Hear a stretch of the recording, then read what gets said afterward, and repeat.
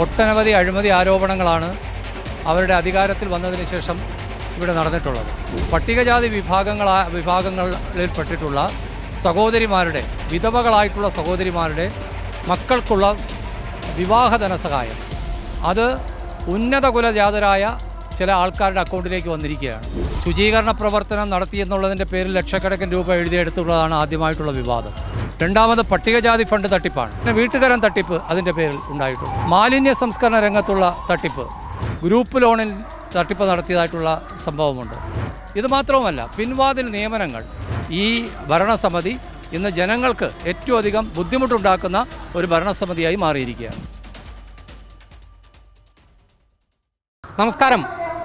ആര്യ രാജേന്ദ്രൻ തിരുവനന്തപുരം നഗരസഭയുടെ മേയർ ആയതിനു ശേഷം നഗരസഭ വിവാദങ്ങളിൽ നിറഞ്ഞു നിൽക്കുകയാണ്.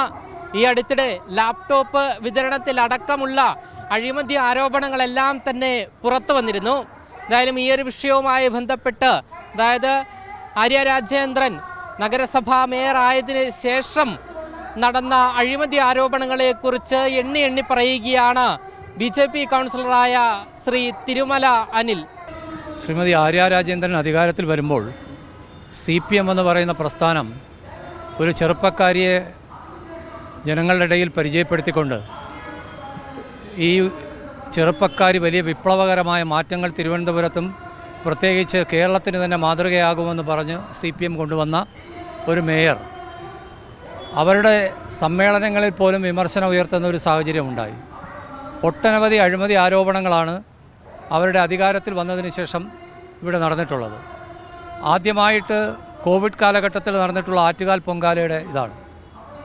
ആറ്റുകാൽ പൊങ്കാല അന്ന് പണ്ടാരടുപ്പിൽ മാത്രം ഈ പറയുന്ന പൊങ്കാല തർപ്പണം നടക്കുമ്പോൾ ശുചീകരണ പ്രവർത്തനം നടത്തിയെന്നുള്ളതിൻ്റെ പേരിൽ ലക്ഷക്കണക്കിന് രൂപ എഴുതിയെടുത്തുള്ളതാണ് ആദ്യമായിട്ടുള്ള വിവാദം. രണ്ടാമത് പട്ടികജാതി ഫണ്ട് തട്ടിപ്പാണ്. പട്ടികജാതി വിഭാഗങ്ങളെന്ന് പറയുന്നത് ഒരു കാലഘട്ടത്തിൽ CPM എന്ന് പറയുന്ന പ്രസ്ഥാനത്തെ വളർത്തുവാൻ വേണ്ടി അവർ ആ പതാക നെഞ്ചിലേറ്റി പാർട്ടിയെ വളർത്തുവാൻ വേണ്ടി ശ്രമിച്ചിട്ടുള്ള ആൾക്കാരാണ്.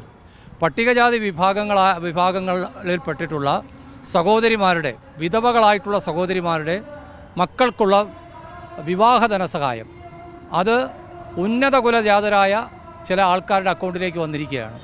അത് രാഷ്ട്രീയ സ്വാധീനം ഉപയോഗിച്ച് ഉദ്യോഗസ്ഥന്മാരെ സ്വാധീനിച്ച് ആ രീതിയിൽ പട്ടികജാതി ഫണ്ട് തിരിമറി നടത്തിയിരിക്കുകയാണ്.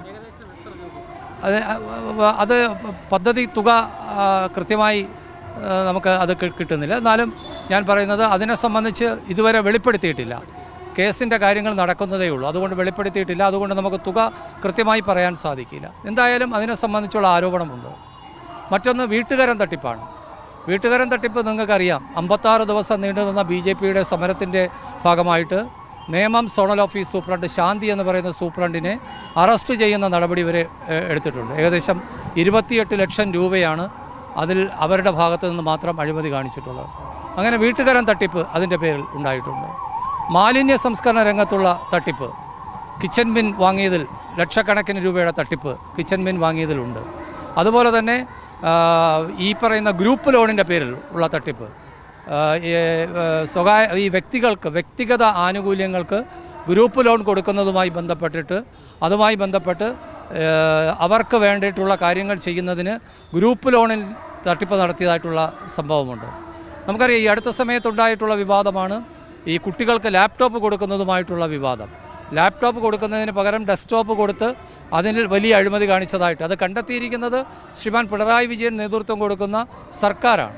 ഇത് മാത്രവുമല്ല, പിൻവാതിൽ നിയമനങ്ങൾ. നമുക്കറിയാം, ഈ അടുത്ത സമയത്ത് ശുചീകരണ തൊഴിലാളികളെ നിയമിക്കുന്നതുമായി ബന്ധപ്പെട്ടിട്ട് വലിയ ആരോപണം നടക്കുന്നു. അതിൻ്റെ പേരിലാണ് വലിയ സമരങ്ങൾ നടക്കുന്നത്. പക്ഷേ 2 വർഷത്തിന് മുമ്പ് നമുക്കറിയാം, മേയർ ആര്യ രാജേന്ദ്രൻ അന്നത്തെ പാർട്ടിയുടെ ജില്ലാ സെക്രട്ടറിക്ക് ഒരു കത്ത് എഴുതിയിട്ടുണ്ട്.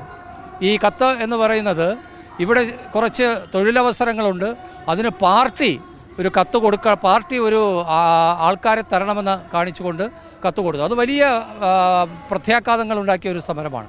അതിനുശേഷം അന്നത്തെ സ്റ്റാൻഡിംഗ് കമ്മിറ്റി ചെയർമാനായിരുന്ന ശ്രീമാൻ DR Anil, parliamentary party leader, അയാളൊരു കത്ത് എഴുതിയിട്ടുണ്ട്. അപ്പോൾ ഈ 2 കത്ത് പുറത്തു വന്നിട്ടുണ്ട്. അപ്പോൾ പിൻവാതിൽ നിയമനങ്ങളാണ് മറ്റൊരു കാര്യം. ഇപ്പോൾ ഇവിടെ നടക്കുന്ന എന്താണ്, ശുചീകരണ തൊഴിലാളികളുടെ പേരിൽ ഈ പറയുന്ന 56 പേരെ നിയമിക്കുന്നതുമായി ബന്ധപ്പെട്ടിട്ട് ഇവിടെ ഭരണസമിതിയിൽ അംഗമായിട്ടുള്ള ഒരു കൗൺസിലർ കൂടി ഇതിൻ്റെ ഭാഗമായി മാറിയിരിക്കുന്നു എന്നുള്ളതാണ് നമ്മൾ മനസ്സിലാക്കേണ്ടത്. ഇവിടെ ഭാരതീയ ജനതാ പാർട്ടി ആരോപിക്കുന്നത് ഇവിടെ ധാരാളം CPM അനുഭാവികൾക്കും അതുപോലെ തന്നെ പ്രാദേശിക ഘടകങ്ങൾക്കുമെല്ലാം തന്നെ ഇത്തരത്തിലുള്ള ആൾക്കാരെ ചേർത്തുകൊണ്ട് CPM തീരുമാനിക്കുന്ന ആൾക്കാരെ ലിസ്റ്റ് ചെയ്ത് ഈ തൊഴിലവസരം കൊണ്ടുവരാനുള്ള ഒരു പരിശ്രമം നടക്കുന്നു. ഏതായാലും വലിയ പ്രതീക്ഷയോടുകൂടി അധികാരത്തിൽ വരും എന്ന് പറഞ്ഞ് CPM തന്നെ കൊട്ടിഘോഷിച്ചിട്ടുള്ള ഈ ഭരണസമിതി ഇന്ന് ജനങ്ങൾക്ക് ഏറ്റവും അധികം ബുദ്ധിമുട്ടുണ്ടാക്കുന്ന ഒരു ഭരണസമിതിയായി മാറിയിരിക്കുകയാണ്. സത്യത്തിൽ ഈ നഗരസഭയെ നിയന്ത്രിക്കുന്നത് ഈ നഗരമാതാവ് തന്നെയാണോ? അല്ലല്ല, നമ്മൾ പരിചയസമ്പന്ന ഒരു നഗരമാതാവ് എന്ന് പറയുമ്പോൾ അതൊരു പരിചയത്തിൻ്റെ അടിസ്ഥാനത്തിൽ പരിചയസമ്പന്നതയും അതുപോലെ തന്നെ കഴിവും പ്രാഗൽഭ്യവുമുള്ള ആൾക്കാരായിരിക്കണം വരേണ്ടത്. വാസ്തവത്തിൽ അവരെ പിന്നിൽ നിർത്തിക്കൊണ്ട് CPMൻ്റെ തിരുവനന്തപുരം ജില്ലാ കമ്മിറ്റി തന്നെയാണ് ഇത്തരം കാര്യങ്ങളൊക്കെ ചെയ്തുകൊണ്ടിരിക്കുന്നത്. അതുകൊണ്ട് അവരുടെ നിയന്ത്രണത്തിലല്ല, ഇവിടുത്തെ ഭരണസമിതിയുടെ നിയന്ത്രണത്തിലുമല്ല, ഇത് പാർട്ടിയുടെ നിയന്ത്രണത്തിലുള്ള ഒരു പ്രവർത്തനമാണ് നടന്നുകൊണ്ടിരിക്കുന്നത്. എന്തായാലും തിരുവനന്തപുരം നഗരസഭയിൽ അനധികൃത നിയമനവും അഴിമതിയും കൊടികുത്തി വാഴുകയാണ് എന്നാണ് BJP കൗൺസിലർമാർ ആരോപിക്കുന്നത്. ക്യാമറമാൻ ആഷിഖിനൊപ്പം അമൽ രുദ്ര, മറുനാടൻ മലയാളി, തിരുവനന്തപുരം.